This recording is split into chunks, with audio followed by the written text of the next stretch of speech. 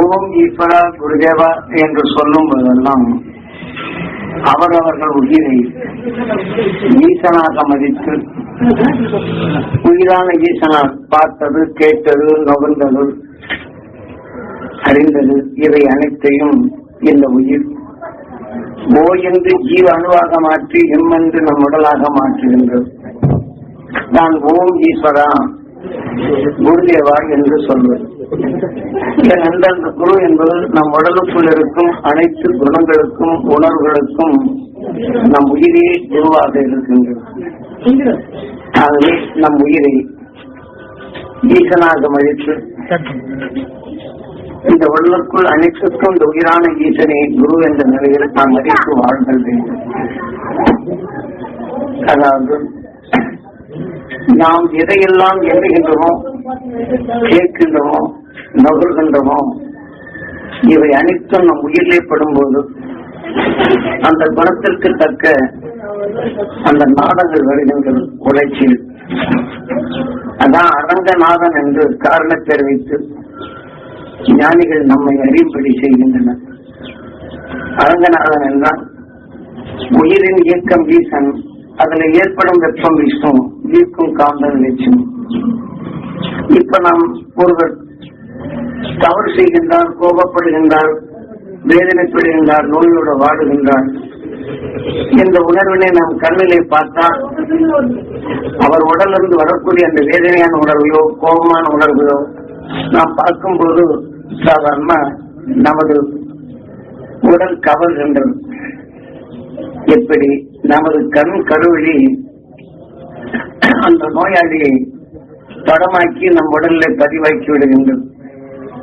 கண்ணோடு சேர்ந்த காந்த புலனோ அவர் உடல்ல வரக்கூடிய வேதனை உணர்வுகளை அது வெளிப்படுத்துகின்றது. அது நமது ஆன்மாவை, அது கண்ணோடு சேர்ந்த காந்த புலன் அங்கிருந்து வெளிப்படுவதை கவர்ந்து நமது ஆன்மாவாக மாற்றுகின்றது. நமது ஆன்மா மாற்றினத்தில் நம் உயிரின் காந்த புலன் அது இழுத்து உயிரில மோத செய்கின்றது. அதனால அந்த உண்மையை நமக்குள் அறிவதற்காக கடவுளை ருக்மணி பதிவாக்கி கண்ணோட சேர்ந்த காந்த புலன் அவர் உடல்ல படும் வேதனை கவர்ந்து நமது ஆன்மா மாற்றியற்றம் நம் உயிரின் காந்தம் இழுத்து அந்த மோத செய்யும் போது அந்த வேதனையின் உணர்வுகள் உணர்ச்சிகளாக மாறுகின்றன. நம்முடைய அதாவது ஒரு உடல்ல நோயாள வேதனைப்படுகின்றான், நாம் நுகரப்படும் போது நமக்குள் அந்த வேதனை உணர்ச்சிகளை தோன்றுகின்றது. தான் சங்கு சக்கரதாரி என்று நம் உயிருக்கு பேர் காரணம் தெரிவிக்கின்றன. ஏன்னா விஷ்ணு இந்து இருக்கிறான் நாம நினைக்கிறோம். நம் உயிர் விஷ்ணுவாக இருந்து எப்படி இயங்குகின்றது என்பதனை நாம் அறிவதற்குத்தான் நிவாரிக்கிறோம். ஆக சங்கு சக்கரதாரிக்கு இப்ப நாம வேதனை என்ற உணர்வுகள் நம் உயிரிழப்பட்டு இந்த உணர்ச்சிகளாக நம்ம அறியும் போது சக்கரம் அதுக்கு தகுந்த மாதிரி சொல்லு செயலை எல்லாம் அமையுது. அப்போ நம் உடலுக்குள் அந்த இனம் புரியாத வேதனை வரும். அவன் வேதனையோடு அழுகிறான் என்றால் அவனை நாம் பார்த்தால் நமக்குள் அந்த அழகிய வருகின்றது. அப்ப எது உணர்த்துகின்றது? அவர் உடல்ல விளைந்த உணவை நமது கருவிலே ருக்மணியை நமக்குள் பதிவாக்கி அவன் உடலிருந்து வேதனை கண்ணோடு சேர்ந்த காந்தப்புலம் கவர்ந்து உயிரிலே மோத செய்யும் போதுதான் உணர்வு. அதுதான் இந்த உடல் ஒரு அரங்கம். உயிரிழப்பட்டால் நன்னாகும் அரங்கநாதன் அப்படின்னு சொல்லிவிட்டு அவன் வேதனையான உணர்வுகள் எடுக்கிறான். அந்த உணர்ச்சி நம் உடலுக்குள் உழப்போது என்ன செய்யுது? அதுதான் ஆண்டாள். அவர் வேதனைப்படும் உணர்வை நாம் கண்ணுற்று பார்க்குவங்களுக்கு அவங்க அதை நுகர்ந்தாங்க நினைச்சு அதே உணர்ச்சி அதே உயிரிழப்பட்டு அந்த உணர்ச்சிகள் அங்கே ஆளுகின்றது, அவனையும் வேதனைப்பட செய்கின்றது. இப்படி எல்லாம் நாம அறிந்து கொள்வதற்குத்தான் இதையெல்லாம் சொல்லணும். இப்போ இதே மாதிரி வேதனை வேதனை என்று நாம் அடிக்கடி எண்ணும் போது நம் உடல்ல அந்த விஷயங்கள் பரவி எப்படி ஒரு குழவி ஒரு புழுவை எடுத்து கொட்டினால் இந்த விஷயங்கள் அந்த புழுவின் உடலுக்குள் சேர்ந்து புழு குழவியாம நம்ம வீட்டுல பாக்குறோம் இல்ல, புழு தூக்கி புழுவை எடுத்து குழவி வீட்டுல கூட்டு கட்டி வைக்கிறது. அவங்க விஷத்தை பார்த்து நினைச்சு குழவியாம. இப்போ ஒரு நோயாளி நாம் பார்த்தோம்னா வேதனையை நாம் அறிகிறோம். இருந்தாலும் இந்த விஷம் நம்ம ரத்தத்தில் கலந்து ரத்தம் உடல் முழுதும் சுத்த போகும்போது இந்த விஷங்கள் இந்த ரத்தத்தை அது ரத்தத்துல இருந்துதான் அதுக்கு சத்து இருக்கு. அப்ப இந்த விஷம் என்ன செய்யுது? நல்ல உறுப்புகளை உருவாக்கி இந்த அணுக்கள் பற்றா இந்த விஷம் இந்த உடல்ல பரவி புழுவு எப்படி குறைவியாமாச்சோ இதே மாதிரி ஒரு நோயாளி எப்படி ஆனானோ அதே வேதனை உணர்ச்சியை நமக்கு உறுப்புகள் அவன மாதிரி நாளடைவில் நாமும் வேதனைப்பட தொடங்கிறோம். அதாவது நாம் எந்தெந்த வேதனை உணர்வுகள் அதிகமா இருக்கிறோமோ அதுக்கு தகுந்த கச்சூரியன் பாம்பு விஷயத்தை தாக்கினால் அது ஒரு விதம், நல்ல பாம்பு விஷயத்தை தாக்கினால் அது ஒரு விதம், சாரப்பாம்பு தேக்கினால் ஒரு விதம், கண்ணாடி வரையும் தாக்கினால் இதே மாதிரி ஒவ்வொரு பாம்புக்கும் ஒவ்வொரு விதமான விஷயம் உண்டு. இப்ப நம்ம எடுத்துக்கொண்ட விஞ்ஞான அறிவிப்படி ஒரு நல்ல மருந்தை என்ன செய்யணும், எதிர்நிலையான விஷயத்திற்கு தாக்குவதற்காக பாம்பு இடத்திலிருந்து விஷத்தை எடுத்து அதை எடுத்து நல்ல மருந்துகளோடு சேர்த்து நம்மளை சாப்பிட வைக்கும் போது இந்த பாம்பு விஷயத்திற்கு ஒரு பாம்பு விஷயம் எதிர்நிலையா இருந்தா இது மருந்துடன் கலந்து நம் உடலுக்குள் கொடுத்தவன் என்ன செய்யுது, அந்த நோயை மாற்றும். ஆனால் நோயை மாற்றினாலும் அந்த விஷயம் எப்படி இதாகுது, இதே மாதிரி இன்னொரு புது விஷயம் நம்ம ரத்தத்தோடு கலந்த உடனே இப்படி விஷயங்களை மாற்றி நோய்களை மாற்றிக்கிட்டே வந்தோம்னா இந்த ரத்தத்துல வரக்கூடிய விஷயத்தை மாற்றி அமைக்கக்கூடிய கிட்னி ஃபெயிலியர் ஆயிடுச்சு.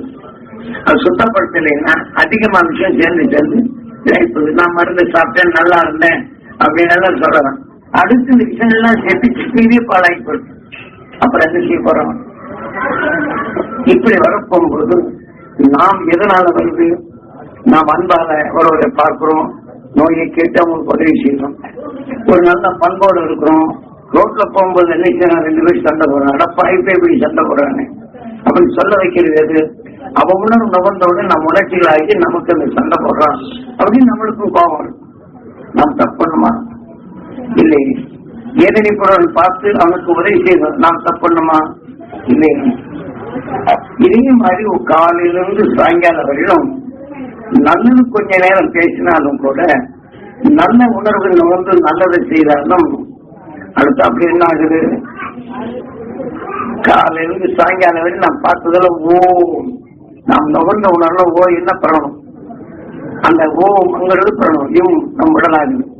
இப்படி சதா நமக்குள் ஓம் நமச்சிவாயன்னு அந்த ஜீவ அணுக்களாக நம் உடலாக மாற்றிடுது. அதுக்குதான் அந்த பஜனை பாடுவாங்கல்ல, கோயில்கள்ல பஜனை எல்லாம் பாடணும், பார்வதே பஜே ஹரஹரா சம்போ மகாதேவன் சொல்றோம்.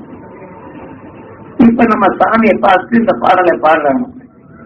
அந்த சாமியுடைய பாடல்களை பாட போகும்போது அந்த நல்ல உணர்வெல்லாம் எனக்குள்ள வரணும், அந்த உணர்ச்சியில் எனக்குள் நல்லதை அடையணும். அதான் பார்வதி பஜே ஹரஹரா சம்போ மகாதேவன் அப்படின்னு நாம் எதை என்றமோ அது உடல்ல இயக்கி அதை நமக்குள் அந்த உணர்வை இணைத்த குணத்தை நம் உடலுக்குள் உருவாக்கும் சக்தி பெற்றது. அதனால நம் உயிரை மகாதேவன் என்று சொல்றோம். யார சொல்றாங்க? நம்ம உயிரை சொல்றோம். இப்ப நாம வேதனைப்படுறவங்களை பாக்குறோம், அந்த விஷமான உணர்வு உயிரிழப்பட்டவன்னு நம்மளோட வேதனை உணர்ச்சிகளை தோன்றும். அப்போ நாம தோன்றப்ப கையில அழுக்கப்படுறோம், மண்ணை செஞ்சு நம்ம பொம்மை செய்யறோம். அந்த மண்ணை நல்லா அழகா பொம்மை செய்து அந்த மைய கையை கழுவாம செயல்படுறோம். மண்ணதான சாப்பிட விஷயம் இருக்குமா? ஒரு சாணத்தை எடுத்து நம்ம ஒரு ஏதோ ஒண்ணு செய்யறோம், அதை கையை கழுவாம விட்டு என்ன பண்ணோம்? ஒரு விஷமான பொண்ணை எடுத்து கையில வேலை செய்யறோம், அது கழுவாம விட்டு என்ன பண்ணோம்? சாப்பிடுறோமா? அதே மாதிரி நம்ம உயிர் புழுவிலிருந்து மனிதனாக தோன்ற வரையிலும் பிறருடைய உணர்வாக இருந்து தப்பிக்கொள்ளும் உணர்வை சேர்த்து சேர்த்து சேர்த்து ஒவ்வொரு உறுப்புகளாக மாறி மாறி புழுவிலிருந்து, கொலையிலிருந்து, ஈயிலிருந்து, கொசுவிலிருந்து, கோழியிலிருந்து, பறவையிலிருந்து, பட்டியிலிருந்து அது நுகர்ந்து கொண்ட உணர்வுக்கு படம் உறுப்புகளை மாறி ரூபங்கள் மாறும், அது குணங்களை மாறும். இப்படி மான் புலியாகுது. மானை பார்த்து புலி அடித்து சாப்பிடும். அதை என்னை அடிக்கவில்லை என்னது இந்த உணர்வு வந்த உடனே அந்த புலியின் உணர்வு கொலை கொட்டி எப்படி புழுவானதோ புழு கொள்கையானதோ இதே போல புலியின் உணர்வு இதுக்குள் அதிகமா தாக்கி இதை அடிச்சு கொள்ளும் போது அந்த வேதனைக்கல்லாது புலியின் ஈர்ப்புகளுக்குள் மான் புலியாகப்படுது. இப்படித்தான் நாம் பல கோடி சதிகளை கடந்து இன்னைக்கு நாம் மனிதனாக உருவாக்கியது யாரு? நமது உயிர். நாம் ஒவ்வொரு சரீரத்திலும் தீமைகளை நீக்கும் வினையாக சேர்த்து தீமைகளை நீக்கிடும் வினைக்கும் நாயகனாக நமது உயிர் மனிதர்கள் உருவாக்கியது விநாயகா. யாரு பல கோடி தீமைகளை நீக்கும் வினைகளை சேர்த்து வினைகளுக்கெல்லாம் விநாயகான்னு மனித உடலை காட்டாங்க. மூஷிக வாகனம் நாம் ஒவ்வொன்றும் சுவாசித்த உணர்வுகள் வாகனமாக அமையும்.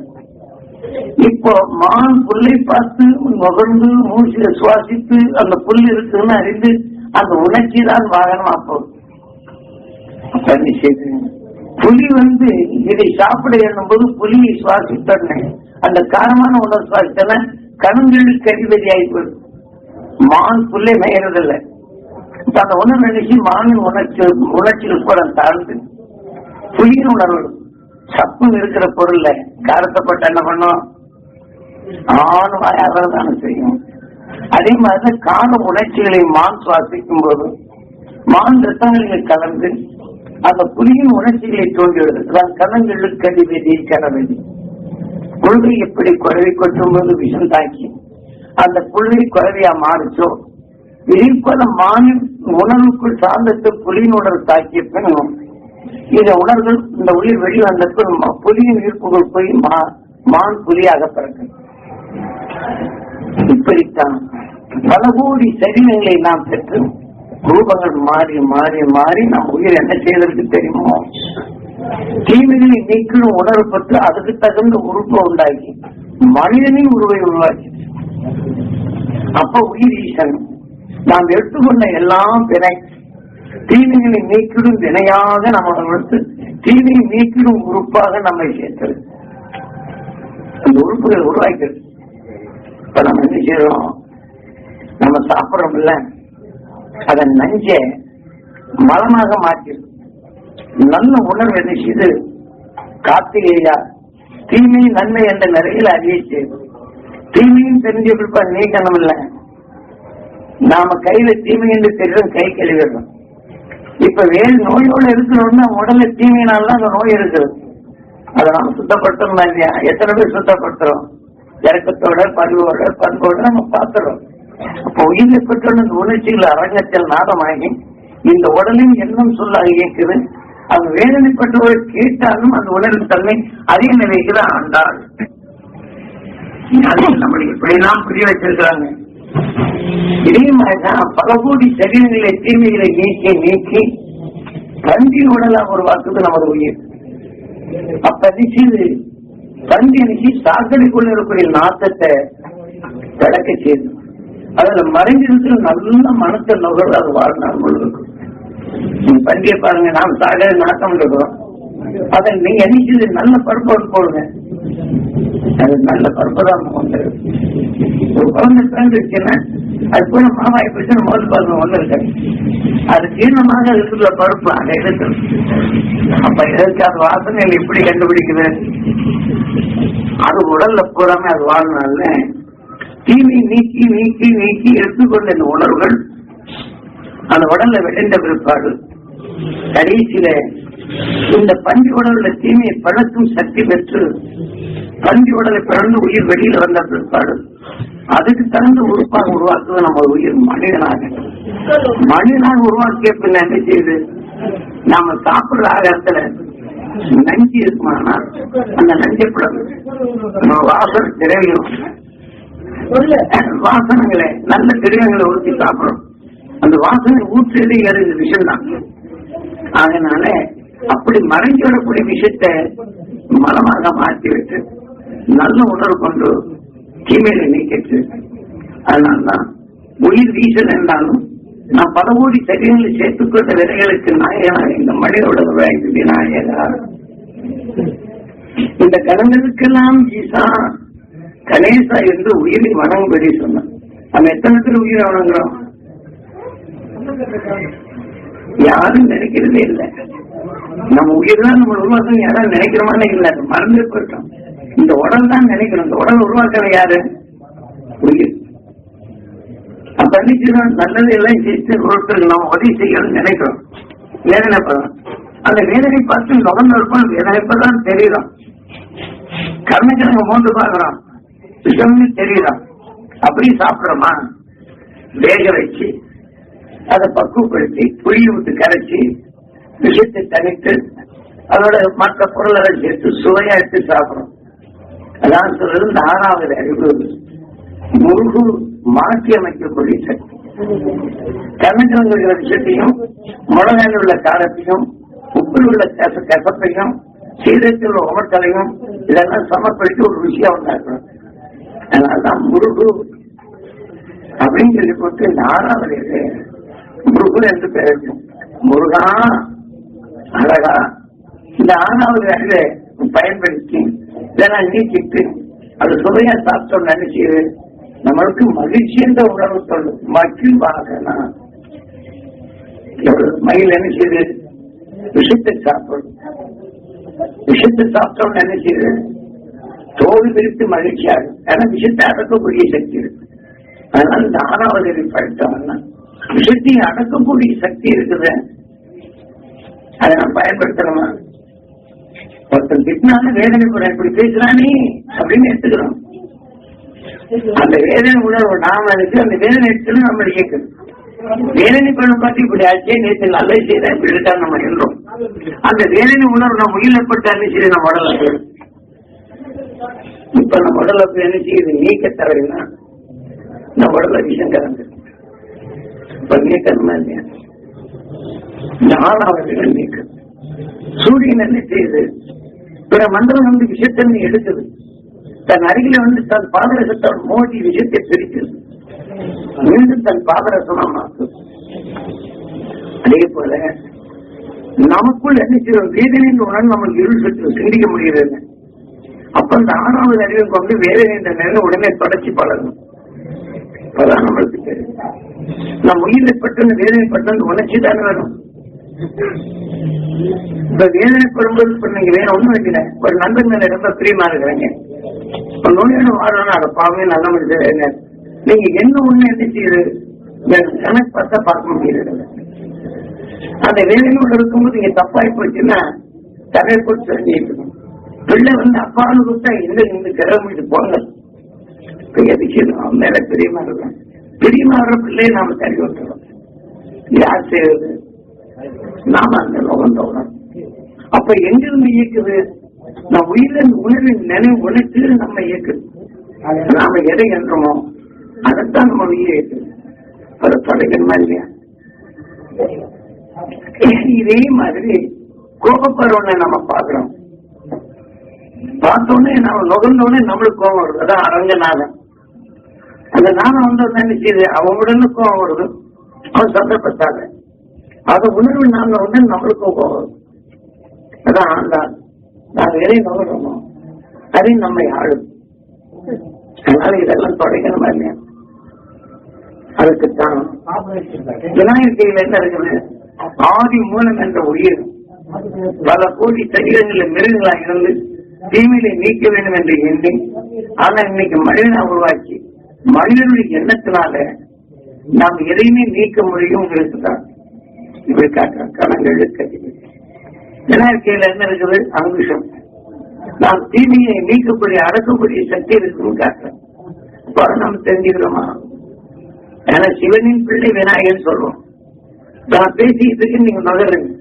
நான் உயர்ந்த கருத்துக்களை சொல்றேன். இது நுகர்ந்த முயற்சி வினையாது. இந்த வினை சொல்றது உங்களுக்கு கேட்குது. அப்போ உங்க இயக்கிய நிச்சயம் உங்க உடல்ல இம்மன்று உடலை தேர்த்தணும். இப்ப சேர்ந்தவங்க சிவன் உங்க உடல் ஆகும்போது சிவனோட பிள்ளையாவது விநாயகன். சிவனுக்கு முந்திய நான் பேசுறதெல்லாம் இது உங்களை இயக்கிறதுனால சிவனுக்கு முந்திய விநாயகன், சிவனின் பிள்ளை விநாயகனுக்கு தெளிவா கொடுக்குறோம். அதையாவது நாம தெரிஞ்சுக்கிற மாதிரி இல்லையா சொல்றாச்சுங்க. இதை நாம யாரும் புரிஞ்சுக்கிறோம். முன்னாடி என்ன வச்சிருக்காங்க ஏறி. இப்ப நீங்க சங்கடமா வர்றீங்க, கழிப்பா இருக்கிறீங்க. இப்ப ஞானியோட உணர்வு நான் சொல்றேன், நீங்க நுகர்றீங்க. நுகர்ந்தவங்க என்ன செய்யுது? இந்த உயர்ந்த குணங்கள் அந்த சோர்வான அணுக்களுக்கு போனோன்னு இது மாற்றி உங்களுக்கு சந்தோஷமா இருக்கு. சொல்றேன். இப்ப நீங்க நல்ல மனசோட இருக்கு, நோயாளியை பாக்குறீங்க. அதை பார்த்தோம் நினைச்சு நல்ல குணத்தில் வந்து போட்டுறது. அப்ப நல்ல குணத்தை இயக்க முடியல.